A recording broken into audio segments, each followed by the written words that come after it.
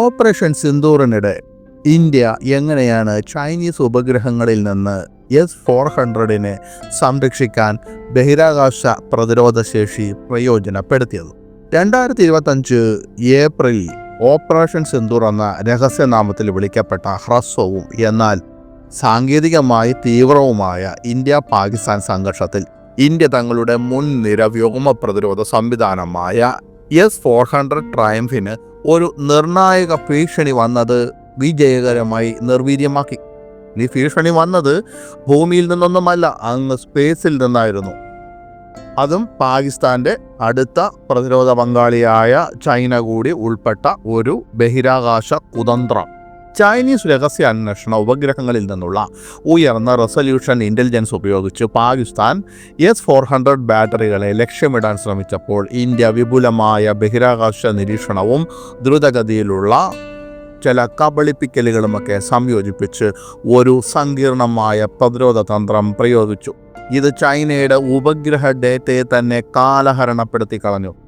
പഹൽഗാമിലെ ആ ഭീകരാക്രമണത്തിന് ശേഷം ആരംഭിച്ച സംഘർഷത്തിൽ ഡ്രോണുകളുടെയും മിസൈലുകളുടെയും തിരമാലകൾ ഉപയോഗിച്ച് പാകിസ്ഥാൻ ഇന്ത്യൻ വ്യോമാക്രമണങ്ങൾക്കെതിരെ തിരിച്ചടിച്ചു. പാകിസ്ഥാന്റെ ആക്രമണ തന്ത്രത്തിന്റെ കേന്ദ്രബിന്ദു ഇന്ത്യയുടെ S-400 സംവിധാനങ്ങൾ കണ്ടെത്തി നശിപ്പിക്കുക എന്നതായിരുന്നു.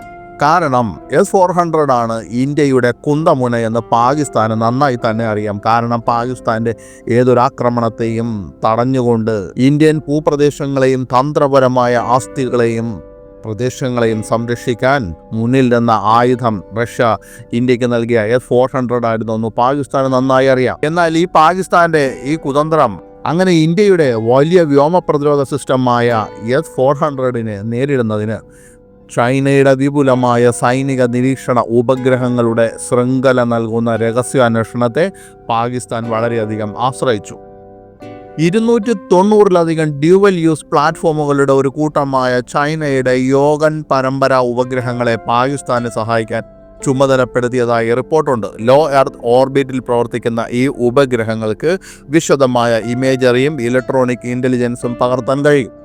പാകിസ്ഥാന്റെ അഭ്യർത്ഥനയെ തുടർന്ന് ഈ ഉപഗ്രഹങ്ങളിൽ പലതും ഇന്ത്യയുടെ പടിഞ്ഞാറൻ അതിർത്തിയിലൂടെ കടന്നു പോകുന്നതിൻ്റെ ആവൃത്തി വർദ്ധിപ്പിക്കുന്നതിനായി അവയുടെ ഭ്രമണപഥങ്ങൾ ക്രമീകരിച്ചു. പഞ്ചാബിലെയും രാജസ്ഥാനിലെയും S-400 വിന്യാസ കേന്ദ്രങ്ങളിൽ അവ ശ്രദ്ധ കേന്ദ്രീകരിച്ചു. പാകിസ്ഥാൻ സേനയ്ക്ക് കൃത്യവും തത്സമയവുമായ ഡേറ്റകൾ നൽകുക എന്നതായിരുന്നു അവരുടെ ലക്ഷ്യം. എന്നാൽ ഇന്ത്യയുടെ മറുപടി, ഇന്ത്യയുടെ കൗണ്ടർ ബഹിരാകാശത്ത് ഒരു ചെസ് ഗെയിം. അത് ഉപഗ്രഹങ്ങളെ ലക്ഷ്യം വെച്ചല്ല, മറിച്ച് അവയുടെ നിരീക്ഷണ ശേഷികളെ മറികടന്നാണ് ഇന്ത്യ പ്രതികരിച്ചത്.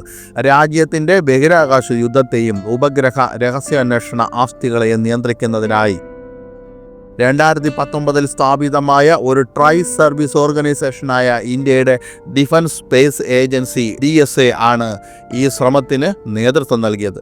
ഇന്ത്യൻ സ്പേസ് റിസർച്ച് ഓർഗനൈസേഷന്റെ പ്രോജക്റ്റ് നേത്ര network four space object tracking and analysis നൽകുന്ന സ്പേസ് സിറ്റുവേഷണൽ അവയർനെസ് കഴിവുകൾ DSA ഉപയോഗിച്ചു.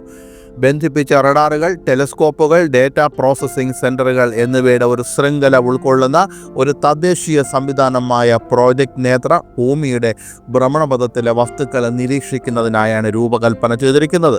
സംഘർഷ സമയത്ത് ചൈനീസ് ഉപഗ്രഹങ്ങളെ കൃത്യമായി ട്രാക്ക് ചെയ്യാനും അവയുടെ പരിക്രമണ പാതകൾ പ്രവചിക്കാനും ഇതുപയോഗിച്ചു. ഇന്ത്യയുടെ പ്രതിരോധത്തിന്റെ ആണിക്കല്ലായിരുന്നു ഈ പ്രവചന ബുദ്ധി. ബഹിരാകാശത്തു നിന്ന് തങ്ങളെ എപ്പോൾ നിരീക്ഷിക്കുന്നു എന്ന അറിവോടെ ഭൂമിയിലെ ഇന്ത്യൻ സേന കബളിപ്പിക്കലുകളുടെ ഒരു ഏകോപിത പദ്ധതി തന്നെ നടപ്പിലാക്കി. അതായത് പച്ച മലയാളത്തിൽ പറഞ്ഞാൽ വിഡ്ഢിയാക്കൽ. റഷ്യൻ നിർമ്മിത S-400 ട്രയം സിസ്റ്റത്തിന്റെ ഒരു പ്രധാന സവിശേഷത അതിൻ്റെ ഉയർന്ന ചലനശേഷിയാണ്. എപ്പോൾ വേണമെങ്കിലും അങ്ങോട്ടും ഇങ്ങോട്ടും മാറ്റാം. ലോഞ്ചറുകളും റഡാറുകളും ഉൾപ്പെടെയുള്ള അതിൻ്റെ ഘടകങ്ങൾ ട്രക്കുകളിൽ ഘടിപ്പിച്ചിരിക്കുന്നു. വളരെ കുറഞ്ഞ സമയത്തിനുള്ളിൽ അവ മാറ്റി സ്ഥാപിക്കാൻ കഴിയും. വരാനിരിക്കുന്ന ഈ ഭീഷണി, അതായത് ഉപഗ്രഹ ഓവർഫ്ലൈറ്റിനെ കുറിച്ച് DSA ഒരു മുന്നറിയിപ്പ് നൽകിയപ്പോൾ S-400 യൂണിറ്റുകൾ ഉടൻ തന്നെ അവിടങ്ങളിൽ നിന്ന് സ്ഥാനം മാറ്റി. അവയുടെ സ്ഥാനത്ത് സൈനിക യൂണിറ്റുകൾ S-400 ലോഞ്ചറുകളുടെ ഇൻഫ്ലേറ്റബിൾ മോക്കപ്പുകൾ, സിസ്റ്റത്തിന്റെ റഡാർ സിഗ്നേച്ചറിനെ അനുകരിക്കുന്ന നൂതന ഇലക്ട്രോണിക് എമിറ്ററുകൾ എന്നിവ പോലുള്ള ചില സങ്കീർണമായ ഡെക്കോയികളെ വിന്യസിച്ചു. തത്സമയമായി ചൈനീസ് ഉപഗ്രഹങ്ങൾ പകർത്തിയ ഉയർന്ന റെസൊല്യൂഷൻ ചിത്രങ്ങൾ ഒരു ശൂന്യമായ സ്ഥലമോ അല്ലെങ്കിൽ ഡെക്കോയെയാണ് കാണിക്കുന്നത്. ഇത് വരാനിരിക്കുന്ന മിസൈൽ ആക്രമണത്തെ തന്നെ നിർവീര്യമാക്കി എന്നതാണ് സത്യം.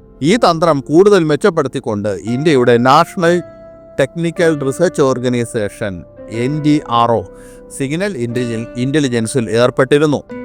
ഉപഗ്രഹങ്ങളിൽ നിന്നുള്ള ഡൗൺലിങ്ക് ട്രാൻസ്മിഷനുകൾ നിരീക്ഷിക്കുന്നതിലൂടെ ഒരു ഉപഗ്രഹം ഒരു പ്രത്യേക പ്രദേശത്ത് സജീവമായി ചിത്രങ്ങളോ ഡേറ്റയോ പിടിച്ചെടുക്കുമ്പോൾ ഇന്ത്യൻ ഏജൻസികൾക്ക് അറിയാൻ കഴിയും.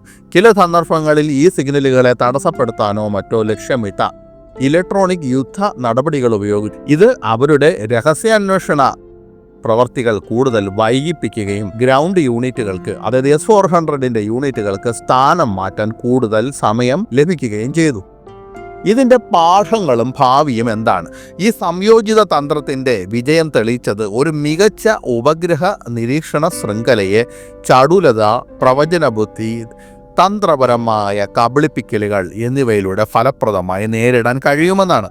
ഓപ്പറേഷൻ സിന്ദൂർ ഇന്ത്യയുടെ ബഹിരാകാശ പ്രതിരോധ സാങ്കേതിക വിദ്യയ്ക്ക് ഒരു നിർണായക പരീക്ഷണമായി പ്രവർത്തിച്ചു. ഒരു തത്സമയ സംഘർഷ സാഹചര്യത്തിൽ അതിൻ്റെ ഫലപ്രാപ്തി തെളിയിച്ചു.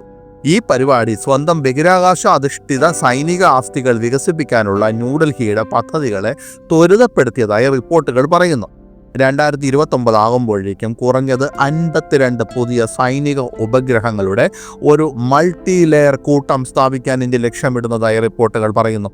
ഇത് ഇന്ത്യൻ സായുധ സേനയ്ക്ക് സ്ഥിരമായ നിരീക്ഷണ ശേഷികൾ നൽകുകയും ബാഹ്യ ഇൻ്റലിജൻസിനെ, അതായത് വിദേശ രാജ്യങ്ങളുടെ ഇൻ്റലിജൻസിനെ ആശ്രയിക്കുന്നത് കുറയ്ക്കുകയും ബഹിരാകാശത്തിൻ്റെ വർദ്ധിച്ചു വരുന്ന ആ നിർണായക മേഖലയിൽ രാജ്യത്തിൻ്റെ പ്രതിരോധം കൂടുതൽ ശക്തിപ്പെടുത്തുകയും ചെയ്യും.